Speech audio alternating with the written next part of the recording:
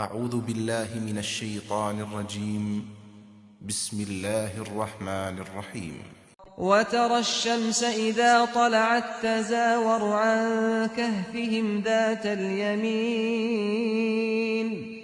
وإذا غربت تقرضهم ذات الشمال وهم في فجوة منه ذلك من آيات الله من يهد الله فهو المهتد ومن يضلل فلن تجد له وليا مرشدا۔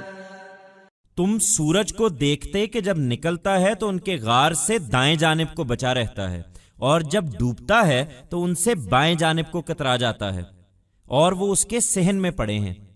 یہ اللہ کی نشانیوں میں سے ہے۔ جس کو اللہ ہدایت دے وہی ہدایت پانے والا ہے، اور جس کو اللہ اپنے قانون کے مطابق گمراہی میں ڈال دے تو اس کے لیے تم کوئی مددگار، راہ بتانے والا نہ پاؤ گے۔